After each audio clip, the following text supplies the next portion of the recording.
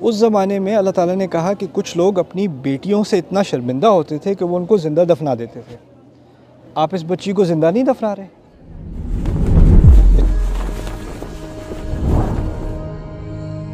تو انسان کے جو جذبات میں کیے گئے فیصلے ہیں، کیونکہ نہ ہم اللہ کی ذات سے رابطے میں ہیں، مطلب کہ اب ہمیں فیل تو نہیں آتی. جیسے مثال ابھی آپ کا مائک ہے، آپ ریکارڈنگ کر رہے ہیں، یہ بلو ہو گیا ہے، اٹس مین کہ آپ کو پتہ لگ گیا ہے یہ ریکارڈنگ سٹارٹ ہو گئی ہے. بٹ ہماری زندگی کے اندر ہم کوئی بھی فیصلہ کرتے ہیں، چاہے بزنس میں، چاہے پرسنل لائف میں، چاہے کسی یعنی کہ کوئی باپ بیٹی کا فیصلہ کرتا ہے، بیٹے کا فیصلہ کرتا ہے، اس کو باہر آؤٹ آف کنٹری بھیجتا ہے، کسی وہ کچھ فیصلے ہوتے ہیں جو بعد میں بندہ کہتا ہے یار یہ تو میرے جذبات کے فیصلے تھے. اور اس جذبات کے کیے ہوئے فیصلے جو ہے وہ سمجھ لیں آخری سانس تک ہوتا ہے. اگر بیٹی کی شادی غلط ہو گئی ہے تو اب اس کو یہی کہنا ہے کہ اب تم نبھاؤ. کیوں؟ کیونکہ بھئی پورے معاشرے کی نظریں میرے اوپر ہیں. تو یہ جو جذبات میں کیے گئے فیصلے، اس کو کیسے ہم ٹھیک کریں؟ آپ نے جو بات کی، آپ کا نام کیا ہے؟ عادل نام ہے میرا. عادل بھائی دیکھیں، آپ نے اس میں 2-3 باتیں کی ہیں. پہلی بات یہ، جذبات ہر انسان کی زندگی کا حصہ ہیں، اس سے آپ کبھی اسکیپ نہیں کر سکتے. اس طرح آپ اپنی کھال سے باہر نہیں نکل سکتے، آپ اپنے جذبات سے باہر نہیں نکل سکتے. تو اسلام اس لیے نہیں آیا کہ ہمارے جذبات کو مٹا دے. خواہشات ہماری رہیں گی، خوف ہمارے رہیں گے، ڈر ہمارے رہیں گے. یہ ساری چیزیں، جتنے بھی محبت ہے، نفرت ہے، یہ ساری چیزیں انسان کے اندر ہیں اور یہ اللہ نے ہی ڈالی ہیں. ٹھیک ہے؟ یہاں تک کہ یہ بھی اللہ تعالیٰ نے کہہ دیا نا، اضحک و ابکا، وہی ہنساتا ہے وہی رلاتا ہے، یعنی جذبات کا کنٹرول اسی کا ہے. دوسری بات، جو اصل بات کیا ہے کہ جذبات کو مٹانے کے لیے دین نہیں آیا، لیکن جذبات کو ایک دائرے کے اندر رکھنے کے لیے دین آیا ہے.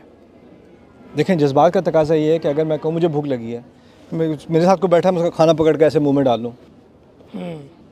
عقل کا تقاضا کیا ہے؟ میں اپنے جذبات کو کنٹرول کرتا ہوں، کہتا ہوں پہلے مجھے کمانا ہے، پھر یہ پیسے خرچ کر کے میں نے کھانا لینا ہے اور کھانے کو انسان کی طرح کھانا ہے. یعنی ہم ہر وقت، ہر روز گاڑی چلاتے ہوئے آپ کو اپنے جذبات کنٹرول کرنے پڑتے ہیں. جاب پہ آپ کو اپنے جذبات کنٹرول، کسی کو جاب پہ جانے کا دل نہیں چاہ رہا ہوتا ٹریفک میں پھنس کے صبح باس کی گالیاں سننے کے لیے، لیکن جاتا ہے نا، وہ جذبات کو ہی تو کنٹرول کر رہا ہے نا. تو ہم دنیاوی مقاصد کے لیے اپنے جذبات کو کنٹرول کرتے ہیں. لیکن اصل بات، جڑ آپ کی بات کی پتہ ہے کیا ہے؟ کہ دیکھیں، 2 طرح کی توقعات ہیں. ایک توقعات ہے اللہ تعالیٰ کی، ٹھیک ہے، وہ بہت آسان ہے. دوسری توقعات ہیں انسان کی، وہ بہت مشکل ہے. اور ہم نے کیا کیا ہے؟ اب ہم نے انسان کی توقعات کو اتنا اوپر کر دیا ہے کہ ہم اللہ تعالیٰ کی توقعات کو بھی پیچھے چھوڑ جاتے ہیں. اور یہاں تک کہ ہم نے کسی کو شرمندہ کرنا ہے، جس نے اللہ کی نافرمانی نہیں کی لیکن میری نافرمانی کی ہے، وہ بہت بڑا گناہ ہے. جو اللہ کی نافرمانی کرے اس کی خیر ہے، جو میری نافرمانی کر لے، مجھے ڈس اپوائنٹ کرے، اس کی خیر نہیں ہے. اب جو باپ جذبات میں آ کے اپنی بیٹی کی کہیں غلط شادی کرتا ہے، اس نے ایک اللہ کا حکم نہیں مانا. اللہ نے اس بچی کو اجازت دی ہے، وہ بچی تو ہے نہیں، خیر بالغ ہے، اگر بچی ہوتی تو اس کی شادی نہیں ہو سکتی. بالغ ہے تو شریعت نے اس کو کیا حق دیا ہے؟ اللہ نے کیا حق دیا ہے؟ اللہ نے خود، کہ اس کا اختیار ہے لڑکی کا نہ کرنے کا یا ہاں کرنے کا. اس کو اللہ تعالیٰ نے اختیار دیا ہے، کیونکہ یہ جو عقد ہے اس کی بنیاد کیا ہے؟ 2 خود مختار لوگ جو اپنی مرضی سے اس رشتے میں داخل ہوں. اگر اس کی اپنی مرضی کا فیصلہ نہیں ہے اور باپ کے پریشر میں واقع کر رہی ہے، تو آپ فقہا سے پوچھ لیں اس کی کیا حیثیت ہے اس کی. اس میں کوئی اختلاف والی بات بھی نہیں ہے. دوسری بات کہ اب ایک برا فیصلہ کر دیا، اب وہ بھگت رہی ہے، اس کو پٹ رہی ہے، اس کی ذلت ہو رہی ہے، کچھ ہو رہا ہے، اور باپ کہہ رہا ہے اب نبھاؤ، کیونکہ ہم کہاں منہ دکھائیں گے. اس کو اس بات کی کوئی فکر نہیں رہی کہ وہ اللہ کو کیا منہ دکھائے گا. اس زمانے میں اللہ تعالیٰ نے کہا کہ کچھ لوگ اپنی بیٹیوں سے اتنا شرمندہ ہوتے تھے کہ وہ ان کو زندہ دفنا دیتے تھے.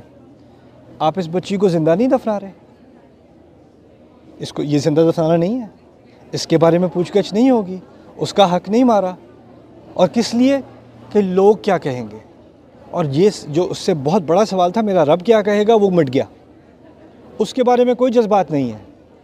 وہ بھی جذبات کا مستحق ہے کہ نہیں؟ وہ جذبات غائب ہیں. اب لوگوں کے جذبات، اور یہ باہر بھیجنا یا فلانا فیصلہ کرنا، کسی پر امپوز کرنا، یہ سب ہم کرتے ہیں. ہماری سوسائٹی کا ایک سب سے بڑا مسئلہ پتہ ہے کیا ہے؟ اس کو میں انگلش میں کہتے ہیں رینک، مرتبہ. کتنے فیصلے ہم کرتے ہیں مرتبے کے لیے. تعلیم اس لیے نہیں کہ علم سے محبت ہے، تعلیم اس لیے کہ اس کی ڈگری کے بعد ایک مرتبہ ملے گا. جاب کہاں کرنی ہے، اچھا یہ جاب ہے تو لوگوں کو بتاؤں گا میری جاب ہے، کہیں اور ہے تو ورنہ مرتبہ نیچا لگے گا، اس کا ذکر نہ ہی کرو تو بہتر ہے۔ رشتہ کہاں کرنا ہے، اچھا لڑکا ہے اس سے مجھے کوئی لین دین نہیں ہے، فیملی کا مرتبہ کیا ہے، یعنی ہمارا ایک طرح سے خدا بن گیا ہے، مرتبہ خدا بن گیا ہے۔ اور اس کی عبادت میں اگر اللہ تعالیٰ کی بات کی نفی بھی ہونا، ہم آسانی سے کرنے کو تیار ہیں، آسانی سے۔